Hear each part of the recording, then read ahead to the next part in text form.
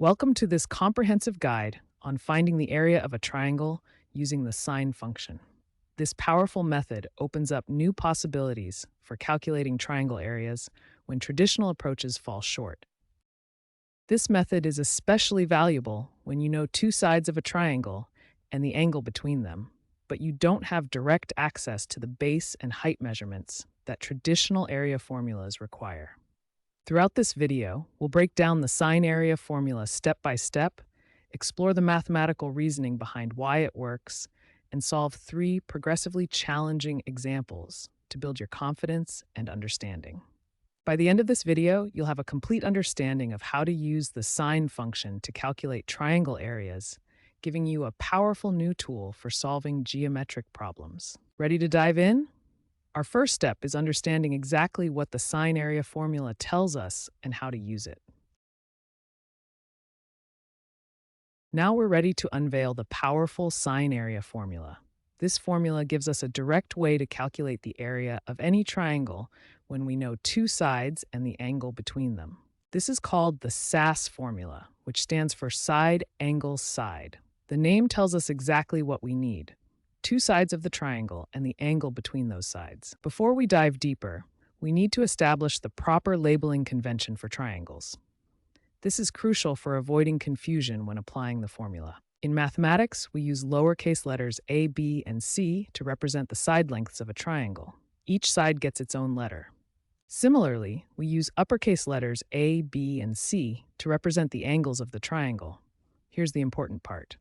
Each angle is positioned opposite to its corresponding side. Notice the pattern. Angle A is opposite side A, angle B is opposite side B, and angle C is opposite side C. This correspondence is fundamental to working with triangles. Now, returning to our sine area formula, the variables A and B represent any two sides of the triangle, while C represents the angle between those two specific sides. The B represents the second side we're using in our calculation. Remember, we need exactly two sides for this formula to work. Finally, C represents the angle between sides A and B. This is the crucial angle. It must be the angle formed where these two sides meet. This is what makes it the SAS formula. This formula is incredibly versatile and works for all types of triangles, whether they're acute, right, or obtuse. The sine function automatically handles the geometric relationships for us. In our next section, we'll explore why this formula works by connecting it to the fundamental area formula you already know. Understanding the why will make you much more confident in applying it. Now that we've seen the sine area formula, you might be wondering, why does this formula actually work? Understanding the derivation will help you remember it better and use it with confidence. The derivation starts with the most basic area formula that you already know. Area equals 1/2 times base times height. This fundamental formula works for any triangle. In our triangle, we can use side A as our base. But here's the key insight. We need to find the height, which is the perpendicular distance from the opposite vertex to this base. Now comes the crucial trigonometric insight. Look at the right triangle formed by the height, side B, and part of the base. In this right triangle, we can use sine to relate the height to side B and angle C. In this right triangle, the sine of angle C equals the opposite side over the hypotenuse. The opposite side is our height h, and the hypotenuse is side B. Now we can solve for the height. Multiplying both sides by b gives us height equals b times sine of c. This is the key relationship we need. Now we can substitute this expression for height back into our basic area formula. Instead of just writing h, we write b times sine of c. Substituting our expression for h, we get area equals 1/2 times a times b times sine of c. And there we have it, the sine area formula. This derivation shows us why the sine formula works for any triangle. The key insight is using trigonometry to express the height in terms of the given sides and angle. This makes the formula incredibly powerful when we know two sides and the included angle. Remember, this derivation works regardless of which side you choose as the base. You could use side B as the base and express the height in terms of side A and the sine of the angle between them. The beauty of mathematics is in these consistent, logical relationships. Now that we understand the sine area formula, it's time to put it into practice with our first example. This will be a straightforward application that demonstrates each step clearly. Here's our problem. We need to find the area of a triangle where we know two sides and the angle between them. Side A equals 3 centimeters, side B equals 7 centimeters, and the included angle C equals 70 degrees. Let me draw this triangle for you. Here we have our triangle with side A measuring 3 centimeters, side B measuring 7 centimeters, and the angle C between them measuring 70 degrees. Now we'll apply the sine area formula. Remember, the area equals 1/2 times side A times side B times the sine of angle C. Let's substitute our known values into this formula. We have A equals 3, B equals 7, and C equals 70 degrees. Step 1. We substitute our values into the formula. Area equals 1/2 times 3 times 7 times sine of 70 degrees. Step 2. We need to find the sine of 70 degrees. Using a calculator or trigonometric table, we find that sine of 70 degrees is approximately 0.9397. Step 3. Now we complete the calculation step by step. First, we substitute 0.9397 for sine of 70 degrees. Next, we multiply 3 times 7 to get 21. Then we multiply 21 times 0.9397 to get 19.7337. Finally, we multiply by 1/2 to get our final answer, 9.87 square centimeters. So the area of our triangle with sides 3 centimeters and 7 centimeters and an included angle of 70 degrees is approximately 9.87 square centimeters. This demonstrates how the sine formula gives us a direct way to find the area when we know two sides and the included angle. Now we'll tackle a more challenging scenario. What happens when we know all three sides of a triangle, but we don't know any of the angles? This is where we need to combine the law of cosines with our sine area formula. Here's our problem. We have a triangle with sides measuring 5 meters, 4 meters, and 8 meters. We need to find the area, but we don't know any angles yet. First, let me draw our triangle. We have side A equals 5 meters, side B equals 4 meters, and side C equals 8 meters. Notice that we're using the standard convention where lowercase letters represent sides and uppercase letters represent the opposite vertices. Here's our challenge. To use the sine area formula, we need two sides and the included angle. We have all three sides, but we don't know any angles. The solution is to use the law of cosines first to find one of the angles. The law of cosine states that c squared equals a squared plus b squared minus 2ab cosine of angle C. We'll use this to find angle C, which is the angle opposite the longest side. We're going to find angle C, which is located at vertex C between sides A and B. Step 1. We substitute our known values. C equals 8, A equals 5, and B equals 4. So we have 8 squared equals 5 squared plus 4 squared minus 2 times 5 times 4 times cosine of C. Step 2. Now we calculate each term. 8 squared is 64, 5 squared is 25, 4 squared is 16, and 2 times 5 times 4 equals 40. This gives us 64 equals 25 plus 16 minus 40 cosine C. Step 3. We simplify the right side. 25 plus 16 equals 41, so our equation becomes 64 equals 41 minus 40 cosine C. Step 4. Now we solve for cosine C. We subtract 41 from both sides to get 23 equals negative 40 cosine C. Dividing both sides by negative 40, we get cosine C equals negative 23 over 40, which equals negative 0.575. Step 5. To find angle C, we take the inverse cosine of negative 0.575. This gives us approximately 125.1 degrees. Notice that this is an obtuse angle, greater than 90 degrees, which makes sense because the cosine is negative. Perfect. Now that we have angle C, we can use the sine area formula. The area equals 1/2 times A times B times sine of C. Now we substitute our values. Area equals 1/2 times 5 times 4 times sine of 125.1 degrees. Since sine of 125.1 degrees equals approximately 0.819, we get area equals 1/2 times 5 times 4 times 0.819, which equals 10 times 0.819, giving us our final answer of 8.19 square meters.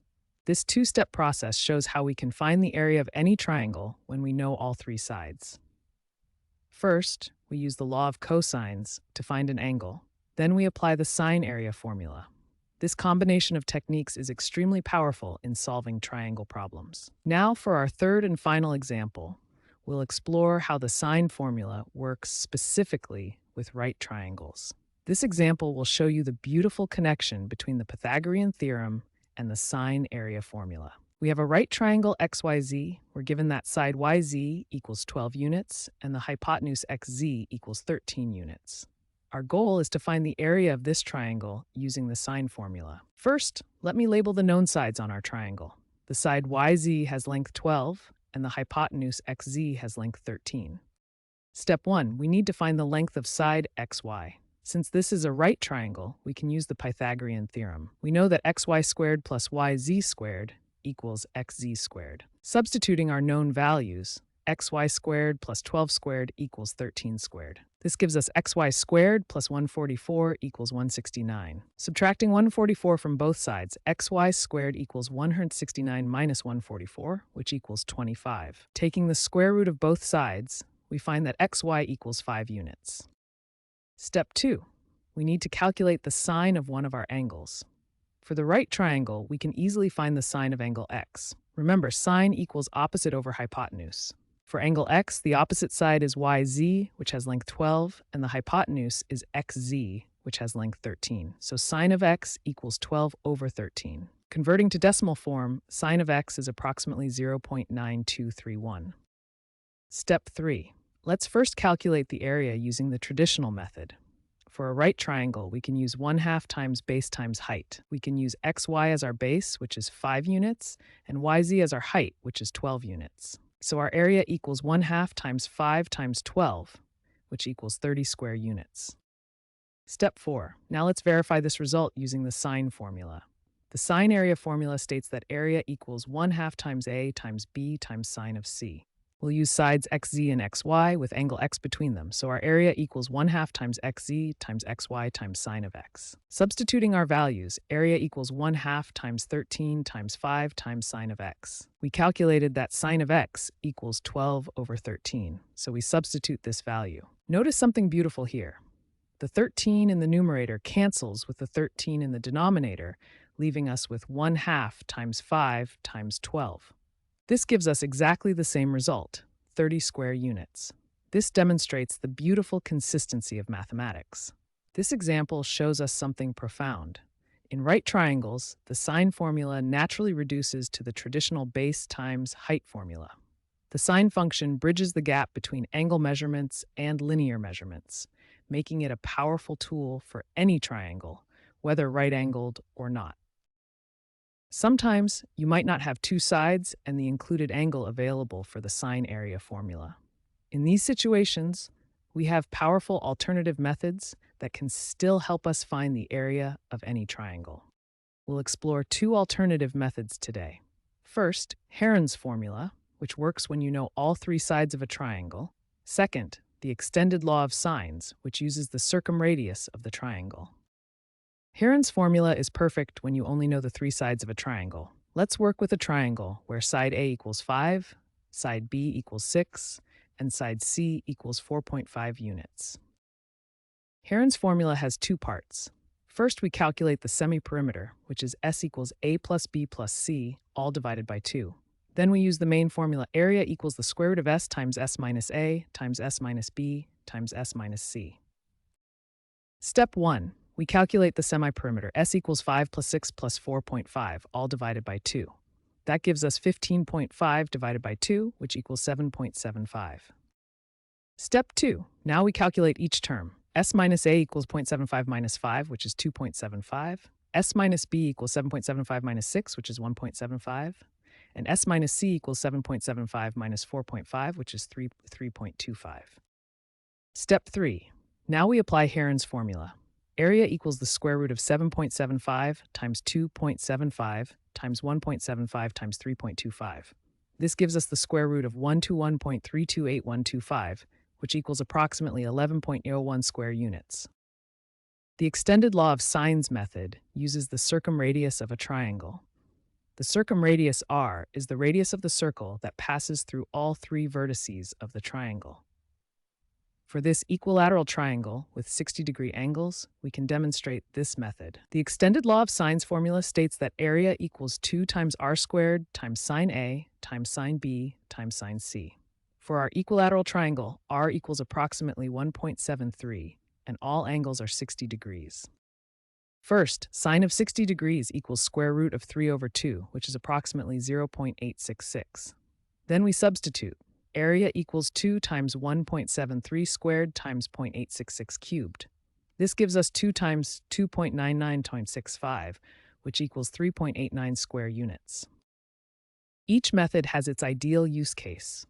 The sine area formula works best when you have two sides and the included angle. Heron's formula is perfect when you know all three sides. The extended law of sines is useful when you know the circumradius and all three angles of the triangle. These alternative methods give you flexibility in solving triangle area problems. No matter what information you have about a triangle, there's always a way to find its area using one of these powerful mathematical tools. Today we've explored one of the most powerful tools in triangle geometry, the sine area formula. This formula allows us to find the area of any triangle when we know two sides and the included angle between them. We learned how to apply the sine area formula step by step. When you have two sides and the included angle, you can directly calculate the area using this powerful formula. We discovered that sometimes you need to use the law of cosines first. When you only know all three sides of a triangle, you can find one of the angles using the cosine rule, then apply the sine area formula. We emphasize the importance of proper triangle labeling. Remember that lowercase letters represent sides, uppercase letters represent angles, and each angle is opposite its corresponding side. Now you know how to choose the right method based on the information given. If you have two sides and the included angle, use the sine formula directly. If you have three sides, you can either use the law of cosines first or apply Heron's formula as an alternative. With the sine area formula as your tool, you're now equipped to tackle a wide variety of triangle area problems. Whether you're working with acute triangles, obtuse triangles, or right triangles, this formula will serve you well. If this video helped you understand triangle areas using the sine formula, please give it a thumbs up. Leave a comment if you have any questions or suggestions for future topics.